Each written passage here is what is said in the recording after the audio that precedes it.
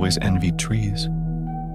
Their stoic stillness, their quiet dignity, no rush to be anywhere, no deadlines to meet, just existing, growing imperceptibly day by day, basking in sunlight and rain.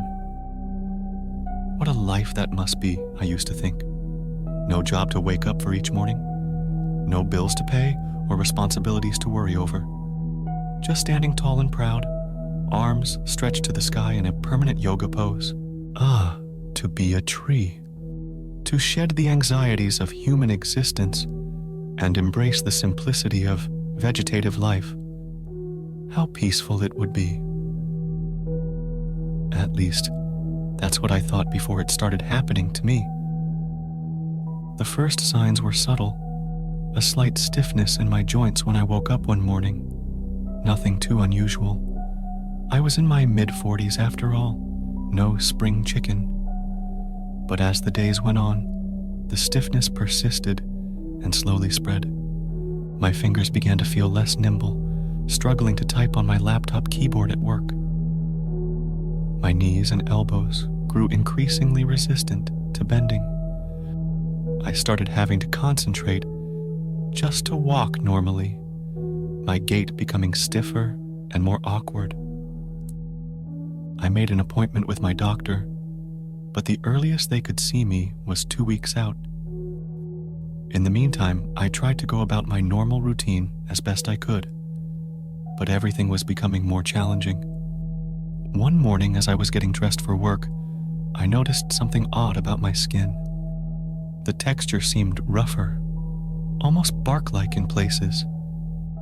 I ran my hand along my forearm and felt tiny ridges and furrows that hadn't been there before. A chill ran down my spine. Something was very wrong. I called in sick to work that day and spent hours examining every inch of my body in the mirror. The bark-like patches were spreading, creeping across my skin like a slow-moving infection. And my limbs, they seemed longer somehow, my fingers stretching out unnaturally. What was happening to me? The next few days were a blur of panic and confusion. I barely slept, spending my nights researching obscure medical conditions online, desperately seeking an explanation. But nothing I found matched my symptoms. By the time my doctor's appointment finally arrived, I was a wreck. I hadn't left my apartment in days, too self-conscious about my increasingly inhuman appearance. My skin was now almost entirely covered in rough, woody texture. My arms hung stiffly at odd angles, fingers splayed out like twigs. The doctor was baffled. She'd never seen anything like it, she said. She wanted to admit me to the hospital for tests, but I refused. Some instinct told me that if I went to a hospital, I'd never leave. I'd become a medical oddity, poked and prodded by researchers for the rest of my days. No, better to face this alone. Whatever was happening, I had to find a way to stop it myself. But how does one stop turning into a tree? I threw myself into research, poring over botanical texts and New Age healing books alike. I tried herbs, vitamins, meditation, anything that offered a shred of hope. But nothing slowed my transformation. My hair began falling out in clumps, replaced by small leaves sprouting from my scalp. My toes fused together into root-like appendages that dug into the floor when I walked. Each day brought new changes, inching me further from humanity. As the weeks wore on, I found it harder and harder to move around. My joints had become so stiff that walking was nearly impossible. I spent most of my time in one spot by the window, letting the sunlight wash over me. It was there, basking in the warm rays, that I had my epiphany. I'd always romanticized the life of a tree, imagining it as the ultimate form of peace and relaxation. But now that I was experiencing it firsthand, I realized how wrong I'd been. Yes, there was a certain tranquility in standing still, soaking up the sun, but there was also a deep, gnawing boredom, an ache for movement, for activity, for purpose. I longed to walk, to run, to dance, all the things I'd taken for granted before. I thought of all the plans I'd had for my life, places I wanted to travel, experiences I hoped to have. None of that would be possible now. I was rooting in place, my future as fixed and immobile as an ancient oak. The realization filled me with despair. This wasn't the carefree existence I'd imagined. It was a waking death, a slow fade into immobility and irrelevance. I wanted to scream, to rage against what was happening to me, but my voice had long since faded, replaced by a quiet rustling of leaves. All I could do was stand there, a silent prisoner in my own transforming body. As the final vestiges of my humanity slipped away, I clung to my memories. I replayed my life over and over in my mind. Every triumph, every failure, every moment of joy and sorrow. It was all I had left now. My last coherent thought as a human was a plea to anyone who might be listening. Don't envy the trees. Cherish your ability to move, to act, to live. It's what makes us human. And then, stillness, silence, peace? No, not peace. An eternity of restless, impotent yearning, unable to move, unable to speak, unable to do anything but stand and grow, day after day, year after year, decade after decade. Oh, how I long for the simple pleasure of scratching an itch, or yawning and stretching in the morning, or hugging a loved one. All the little things I never appreciated until they were lost to me forever.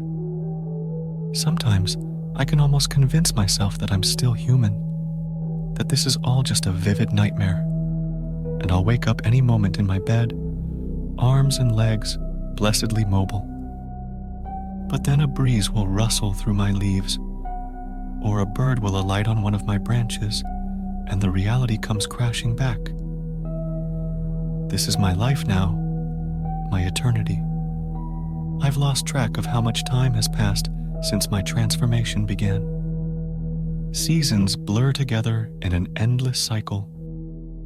People come and go around me, never suspecting that the gnarled oak in the park was once a man like them. Sometimes children climb my branches, laughing and playing. I want to tell them to cherish every moment of their vibrant, active lives, to never take their mobility for granted.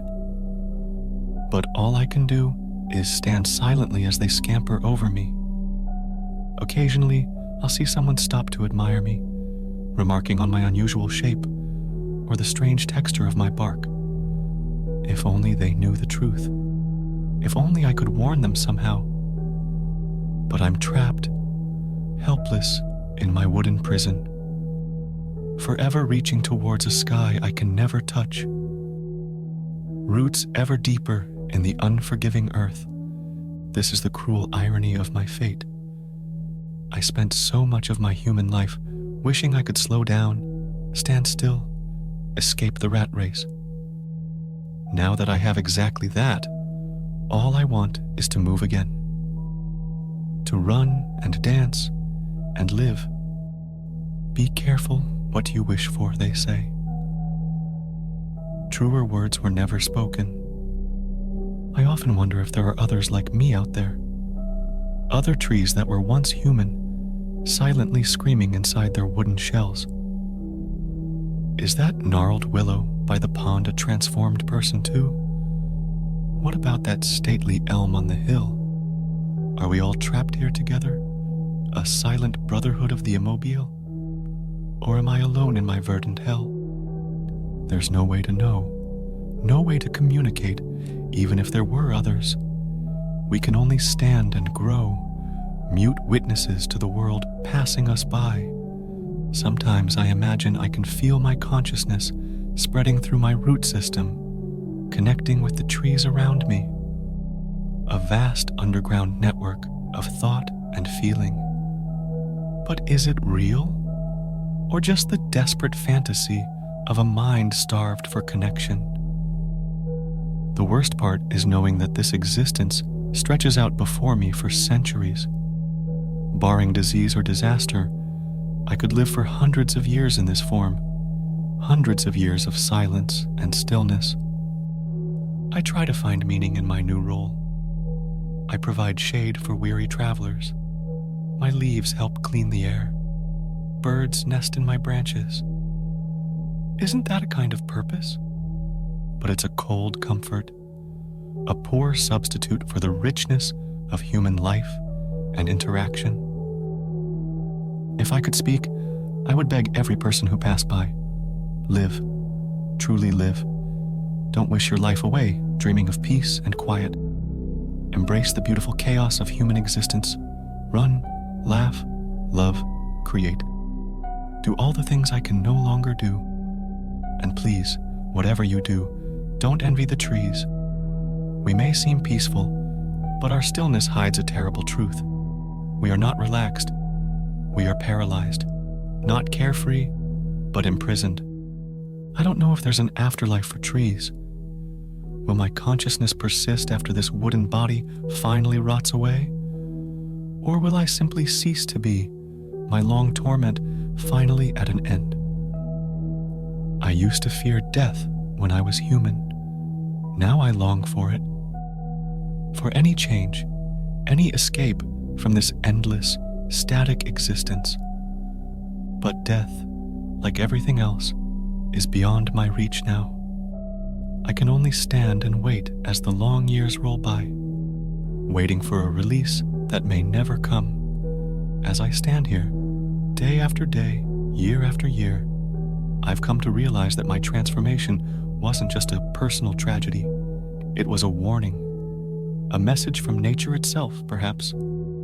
Humanity has long taken trees for granted. We cut them down without thought, burn them for warmth, turn them into paper and furniture. We see them as resources to be used, not as living beings with their own kind of consciousness. But what if trees remember? What if they feel? What if, in some incomprehensible way, they are aware? And what if they've decided to fight back? I wonder now if my transformation was random at all, or was I chosen? Was I turned into this form as a punishment for my envy, my foolish desire to escape the responsibilities of human life? Or am I meant to be a bridge between worlds, a translator of sorts, able to understand both human and arboreal existence? If so, I'm failing miserably at my job. I can't communicate with humans anymore, and I understand trees no better now than I did before. I'm caught between worlds, belonging to neither. The isolation is maddening. I watch people walk by every day, laughing and talking, completely unaware of my presence. I see couples holding hands, friends embracing, parents hugging their children. And I ache with a loneliness so profound, it feels like it might split me in two. I miss touch, the warmth of human contact, a handshake, a hug, a kiss. Now the only touch I feel is the occasional brush of a passerby's hand against my bark, or the scrabbling of a squirrel's claws as it climbs me. I miss taste, the pleasure of a good meal, the comfort of a warm drink on a cold day. Now I subsist on sunlight and water, drawn up through my roots in a joyless parody of eating. I miss sleep, the relief of closing my eyes and drifting off, the renewal of waking refreshed. Now I'm caught in a perpetual waking state, unable to truly rest. But most of all, I miss the potential, the possibility of change, of growth, of becoming something more than I was. As a human, each day held the promise of new experiences, new knowledge, new connections. Now my future is set in stone, or rather in wood. I will grow taller and broader, but I will never truly change. I want to warn you, all of you who still have your humanity intact. Don't take it for granted.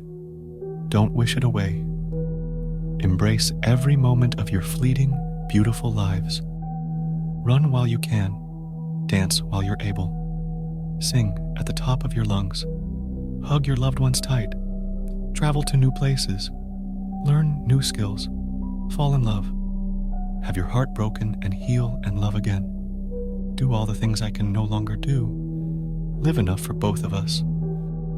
And when you walk through a forest or a park, look at the trees around you with new eyes. Remember that they might not be as peaceful as they seem.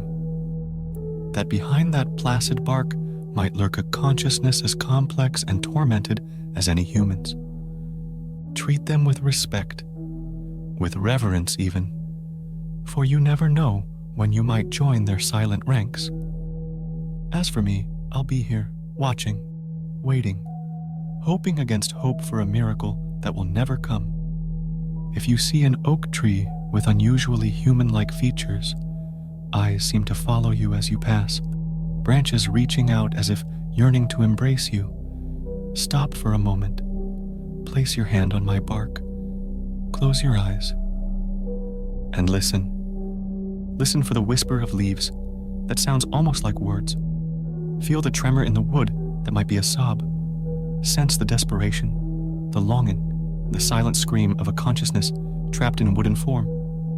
Remember my story. Remember that the peace of trees is an illusion, that their stillness hides a horror beyond imagining.